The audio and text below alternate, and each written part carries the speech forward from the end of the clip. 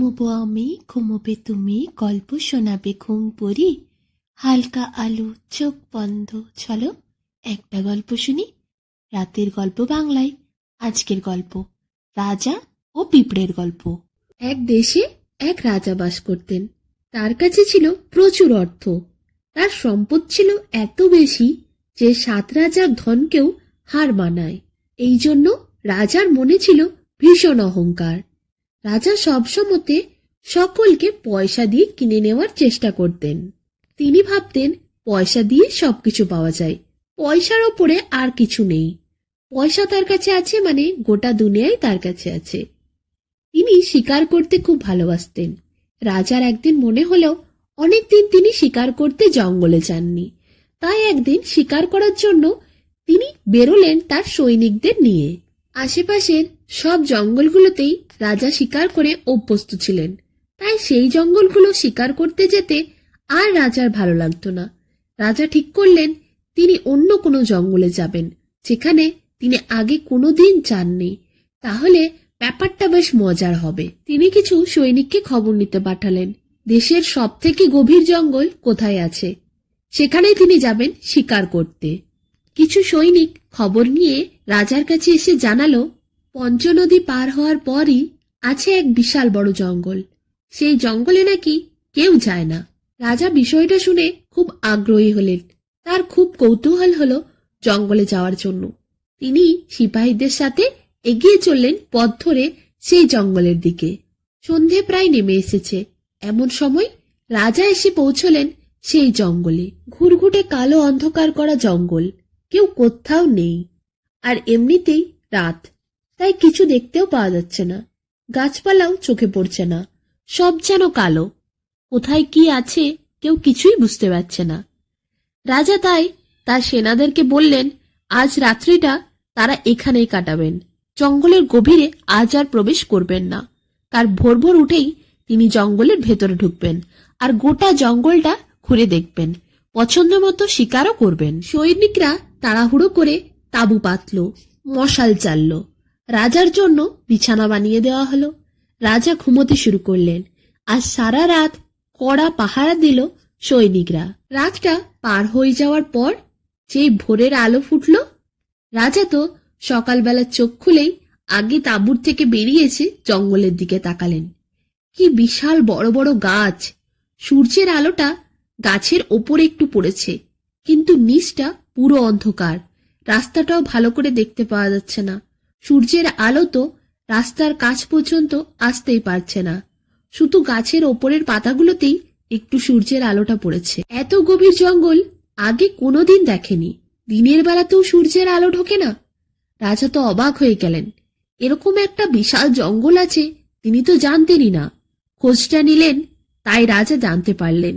খুব ভালো লাগলো রাজার জঙ্গলটা। তিনি তার সেনাবাহিনীকে বললেন তাড়াতাড়ি তৈরি হয়ে নিতে, তাঁবু গুটিয়ে নিতে। এরপর তারা আগের পথ ধরবে। কিছুক্ষণের মধ্যে ঘোড়া আবার ছুটতে থাকলো। রাজা এগিয়ে চললেন, সঙ্গে তার সৈনিকদের নিয়ে। হঠাৎ একটা ফুল গাছ থেকে রাজা থমকে দাঁড়ালেন। জঙ্গলের মধ্যে একটা ফুল গাছ, অপূর্ব দেখতে সেই ফুল। একবার তাকালে চোখ ফেরানো যায় না। সাদা ফুল, মাঝে যেন নীল আলো বেরিয়ে আসছে ফুলের থেকে। রাজা ফুল গাছটার দিকে এগিয়ে গেলেন। হাতের কাছে যে ডালটা পাওয়া যাচ্ছিল সেই ডালের থেকে একটা ফুল তিনি তুলতে যাবেন, এমন সময় দেখলেন ফুলের পাপড়ির ওপর রয়েছে একটা পিঁপড়ে। পিঁপড়েটাকে দেখার পর রাজার খুবই বিরক্তি লাগলো। তিনি পিঁপড়েটাকে প্রথমেই ফুলের থেকে তুলে বাইরে ফেলার জন্য আঙুলে করে ধরলেন। আর সেই চাপে পিঁপড়েটার অবস্থা একেবারে খারাপ। হাত পা তো পিঁপড়ের ভেঙেই গেল। পিঁপড়েটা তখন চিৎকার করে উঠল। রাজা দেখলো এ কি, এই পিঁপড়ে তো কথা বলতে পারে। পিঁপড়ে তখন বলছে তুমি এত নিষ্ঠুর কি করে হলে, আমার হাত পা ভেঙে দিলে। রাজা বলল এই পিঁপড়ে তুমি কথা বলতে পারো কি করে? আমাদের ওইখানে যে পিঁপড়েরা থাকে তারা তো কেউ কথা বলতে পারে না। পিঁপড়ে বলল সে সাধারণ পিঁপড়ে নয়, এটা পিঁপড়ে রাজ্য, আর এখানের সব পিঁপড়েরাই কথা বলতে পারে। অন্য পিঁপড়েরাও কথা বলতে পারে, কিন্তু মানুষের ভাষা তারা জানে না। তারা নিজেদের মধ্যে কথা বলতে পারে, কিন্তু এই রাজ্যের পিঁপড়েরা যে কোনো ভাষাই রপ্ত করতে পারে। মানুষের ভাষাও তারা জানে। তাই মানুষের সাথে কথা বলতেও তারা পারে। রাজা তারপর বিশাল জোরে অট্টহাসি দিলেন। পিঁপড়েটা যন্ত্রণায় ছটফট করছিল। পিঁপড়েটাকে দেখে বললেন, আমি তোমাকে আমার দুটো আঙ্গুলের মাঝে একটু চাপ দিয়ে এক্ষুনি মেরে ফেলতে পারি। পিঁপড়ে বলল, মহারাজের তো এত নিষ্ঠুর হওয়া উচিত নয় তার প্রজাদের ওপর। আপনি মহারাজ হলেন কি করে? আপনার মন এত নিষ্ঠুর, আর আপনি হয়েছেন দেশের মহারাজ। আপনার দেশের প্রজারা নিশ্চয়ই আপনাকে কেউ সম্মান করে না, ভালোবাসে না।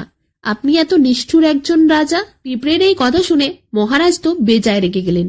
পিঁপড়েটাকে ধরে ফুলের থেকে আঙ্গুলে নিয়েছিলেন, সেটাকে একদম মাটিতে পটাশ করে ছুঁড়ে মারলেন। পিঁপড়ের আরো জোরে লাগলো। তারপর পিঁপড়ে সেখান থেকে প্রাণ বাঁচানোর জন্য ছুটতে চলে গেল, ঝোপের মধ্যে ঢুকে গেল। রাজা আরো জোরে অট্টহাসি দিলেন আর ফুলটা নিজের হাতে নিলেন। এরপর তিনি আবার ঘোড়ায় চড়ে বসলেন। টকবক করে ঘোড়া ছুটিয়ে এগোতে থাকলেন তিনি জঙ্গলের ভেতরে। এদিকে ওই পিঁপড়ের তো একটা হাত আর একটা পা ভেঙে গেছিল। সে তাড়াহুড়ো করে চাহুক করে এক পায়ে ছুটতে ছুটতে পৌঁছলো পিঁপড়ে রাজ্যের রানীমার কাছে। পিঁপড়েটির সাথে যা ঘটেছিল রানীমার কাছে পিঁপড়েটি সবই খুলে বলল। রানীমার সত্যি খুব খারাপ লাগলো। রানীমা এরপর বললেন, উপযুক্ত শাস্তি দিতে হবে ওই রাজাকে এই অন্যায় করার জন্য। তিনি তার সেনাদেরকে ডেকে বললেন, পিঁপড়ের যেন কোনো রকম যত্নে ত্রুটি না থাকে। পিঁপড়ের জন্য উপযুক্ত গাছগাছড়া এনে যেন চিকিৎসা করা হয়। এরপর কিছু সৈনিকরা পিঁপড়েকে তুলে নিয়ে গেল তার সেবা যত্ন করার জন্য। অন্যদিকে রানীমা এক বিশাল সভার আয়োজন করলেন। সেখানে সব পণ্ডিত অন্যান্য পিঁপড়েদের ডাকা হলো। রানীমা সবাইকে বললেন, এই রাজ্যের মধ্যে এক অত্যন্ত অত্যাচারী নিষ্ঠুর রাজা প্রবেশ করেছে, যে কোনো প্রাণীকেই ভালোবাসে না, যে কোনো প্রাণীকে বিনা কারণে পিষে মারার আগে একবার ভাবে না। তার হৃদয় এতই নিষ্ঠুর, তাই তাকে শাস্তি দেওয়ার জন্য আমাদের দরকার উপযুক্ত পরিকল্পনা। এরপর পণ্ডিতদের নিয়ে রানীমা এক বিশাল বড় ছক বানালেন কিভাবে রাজাকে শাস্তি দেওয়া হবে। এদিকে রাজা বেশ টকবক করে ঘোড়া ছুটিয়ে যাচ্ছিলেন জঙ্গলের পথে। হঠাৎ তার ঘোড়া তাকে ফেলে দৌড় দিতে আরম্ভ করলো। রাজা পড়ে গেল মাটিতে। সেনারা ছুটে গেল ঘোড়াকে ধরার জন্য, কিন্তু ঘোড়াকে আর কে ধরে? ঘোড়া তখন পাগলের মতো ছোটাছুটি করছে। কয়েক মুহূর্তের মধ্যে বাকি ঘোড়াগুলো একে একে সৈনিকদের ফেলে দিয়ে সব ছোটাছুটি করতে শুরু করলো।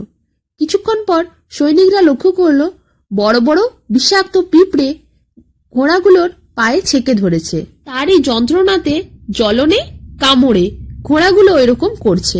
রাজা তখন ওই পিঁপড়েগুলোকে দেখে তাদের কাছে গিয়ে বলল, তোমরা আমার ঘোড়াকে কামড় দিয়ে কি ভাবছো তোমরা জিতে যাবে? পিঁপড়েদের কাছে আমি হেরে যাব? তুচ্ছ প্রাণী তুমি পিঁপড়ে, সামান্য হাতের চাপেই তোমাদের আমি প্রাণ নিতে পারি। তোমরা কিচ্ছু করতে পারবে না। না তোমাদের কাছে আছে অস্ত্র, না তোমাদের কাছে আছে শস্ত্র। তোমরা জানো আমার কাছে কত অর্থ আছে? তোমাদেরকে কিনে 10,000 বার বাজারে বিক্রি করতে পারি। তোমাদের মূল্যই কতটুকু? 10,000 বার কেন, কোটি বার বিক্রি করতে পারি। আর সব থেকে বড় কথা, লড়াই করতে গেলে তোমরা টিকতেও পারবে না। তার কারণ হচ্ছে তোমরা দুর্বল প্রাণী, তোমাদের মধ্যে কোনো ক্ষমতাই নেই আমার মতো রাজার সামনে দাঁড়ানোর জন্য। যে বিষাক্ত পিঁপড়েগুলো কামড় দিচ্ছিল ঘোড়াকে, তারা এইসব কথা শুনে খুবই অবাক হলো। তারা ভাবলো রাজা তো শিক্ষা পাওয়ার জায়গায় বেশি দেমাগ দেখাচ্ছে। রাজার খুবই অহংকার, এরপর রাজাকেই শিক্ষা দিতে হবে। এইভাবে ঘোড়াকে কামড় দিয়ে লাভ নেই। তারা সবাই মিলে একসাথে ছুটলো রাজাকে কামড় দেওয়ার জন্য। এত পিঁপড়েকে একসাথে দেখে রাজা তো কি করবে খুঁজে পেল না। সে জঙ্গলের মধ্যে ছোটাছুটি করতে করতে ভীষণ জোরে দৌড়তে লাগলো। দৌড়তে দৌড়তে সামনে একটা পুকুর দেখতে পেয়ে রাজা সেখানে গিয়ে ঝাঁপ দিল, আর সৈনিকরাও সব একে একে ওই পুকুরে ঝাঁপ দিল। পিঁপড়েরা সে পুকুর পর্যন্ত গিয়েও ধরতে পারলো না রাজাকে। রাজা তখন জলের মধ্যে দাঁড়িয়ে হাসতে শুরু করলো। এদিকে পিঁপড়েরা তো অত বড় পুকুরের মধ্যে নামতে পারছে না, তাই তারা পুকুরের ওপরেই দাঁড়িয়ে থাকলো। দেখতে দেখতে গভীর রাত নামলো। তখন আর পিঁপড়েরা অত অন্ধকার রাত্রিবেলা কিছুই দেখতে পাচ্ছে না। রাজা সুসুর করে পুকুরের থেকে উঠে গেলেন। সব সেনারাও আস্তে আস্তে উঠে গেল। তারপর তারা জঙ্গলের থেকে পালিয়ে গেলেন। রাজা নিজের রাজ্যে ফিরে গেলেন ভোর হওয়ার আগেই। রাতের অন্ধকারের মধ্যেই জঙ্গল ছাড়লেন রাজা। তারপর সকালে নিজের রাজবাড়িতে ফিরে এসে তিনি ভাবলেন, পিঁপড়েরা তার কিছুই করতে পারেনি, তার মাথায় এত বুদ্ধি আছে, আর করতই বা কি? তারা তো দুর্বল প্রাণী, না অর্থে পারবে, না শস্ত্রে, না লড়াইয়ে। কিন্তু রাজা খুব বুদ্ধিমানের কাজ করেছে ওই পুকুরটায় ঝাঁপ দিয়ে। এখন ওই পিঁপড়েরা আর রাজাকে খুঁজে পাবে না, তাদের আর প্রতিশোধও নেওয়া হবে না। এইভাবে বেশ কিছুদিন কেটে যায়। রাজা পিঁপড়েদের কথা ভুলে যায়, কিন্তু পিঁপড়েরা রাজাকে তন্ন তন্ন করে খুঁজতে থাকে। তারা রাজার কাছে প্রতিশোধ নেবেই, তারা উচিত শিক্ষা রাজাকে দেবেই। দেখতে দেখতে পিঁপড়েরা রাজার রাজ্যের খোঁজ পেয়ে যায়। এরপর ওই রাজ্যের সমস্ত পিঁপড়েকে ডেকে একটা বিশাল বড় পরিকল্পনা বানানো হয়। ওই দেশে যত পিঁপড়ে আছে সবাই রাজাকে দেখলেই একসাথে আক্রমণ করবে। যে যেখানে রাজাকে পাবে সেই রাজাকে কামড় লাগাবে। এরপর আর কি, দলে দলে পিঁপড়ে আসতে থাকে রাজার ভবনে। রাজা রাত্রিবেলা খাবার দাবার সেরে শুয়েছেন। হঠাৎ তিনি দেখেন তার গোটা গায়ে যেন কটকট করে কিছু ছোট্ট জিনিস কামড়াচ্ছে। রাজা তাড়াহুড়ো করে উঠে দেখেন লক্ষ লক্ষ পিঁপড়ে তাকে কামড় দিচ্ছে। তার যন্ত্রণা আর জ্বলনে রাজার বিশাল খারাপ অবস্থা। রাজা ও মা গো, বাবা গো, গেলুম গেলুম বলে চিৎকার করতে থাকে। সেই চিৎকার শুনে রানীর ঘুম ভেঙে যায়।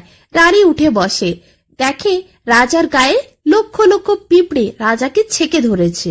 রানী তাড়াতাড়ি তার সেনাদের আদেশ দেয় জল নিয়ে আসতে। জল নিয়ে এসে রাজার গায়ে ঢালা হয়। পিঁপড়েগুলো জল দেখে রাজার গায়ের থেকে নেমে সরিয়ে তাড়াহুড়ো করে সব চলে যায়। এদিকে কলসি কলসি জল আনতে থাকে সেনারা, আর রাজার মাথায় ঢালতে থাকে। মাঝ রাতে কলসি কলসি জল ঢালার পর রাজার অবস্থা খুব খারাপ লেগে যায়। ঠান্ডা লেগে জ্বর চলে আসে রাজার। পরের দিন সকালে রাজা যেই ঘুম থেকে উঠে চোখ খোলে আর বিছানা থেকে পাটা নামায়, সেই দেখে রাজা অসংখ্য পিঁপড়ে তার পায়ের ওপর আবার চড়ার চেষ্টা করছে। রাজা আবার চিৎকার করে, সঙ্গে সঙ্গে সেনারা ছুটে আসে। এরপর সেনারা একটা বড় কাপড় নিয়ে রাজার পায়ের কাছে বারবার আঘাত করতে থাকে। পিঁপড়েরা নেমে যায় আর রাজার পায়ে ওঠে না। রাজা ছুটতে ঘর থেকে বেরিয়ে পালিয়ে যায়। পালিয়ে একবারে রাজসভায় চলে যায় রাজা। সেখানে রাজার জন্য খাবার আনা হয়। রাজা খাবার খেতে চায় না। রাজা বলে পিঁপড়েদের উপযুক্ত ব্যবস্থা করতে হবে। পিঁপড়েরা রাজাকে যেখানেই দেখতে পাচ্ছে ছেকে ধরার চেষ্টা করছে।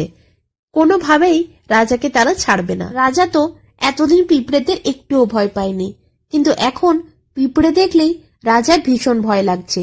রাজা তাই মন্ত্রীকে বলে বিভিন্ন পণ্ডিতদের ডেকে আনতে, কি করে এই সমস্যার সমাধান হবে।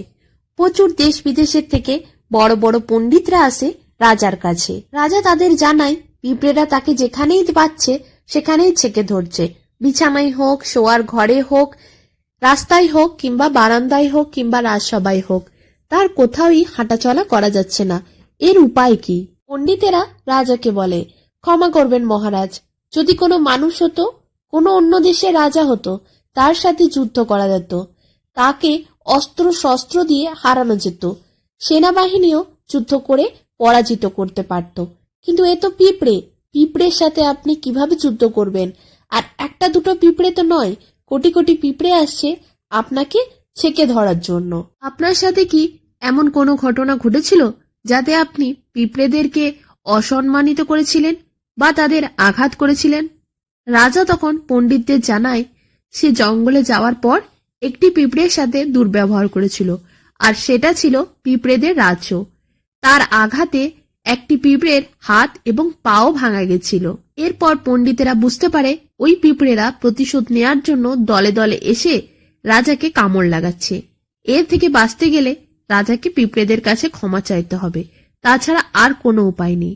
তারা স্পষ্টভাবে রাজাকে জানিয়ে দেয়, মহারাজ ক্ষমা করবেন, কিন্তু আপনি যদি ওই পিঁপড়ে রাজ্যে গিয়ে পিঁপড়েদের কাছে ক্ষমা না চান, তাহলে আপনি কোথাও যেতে পারবেন না।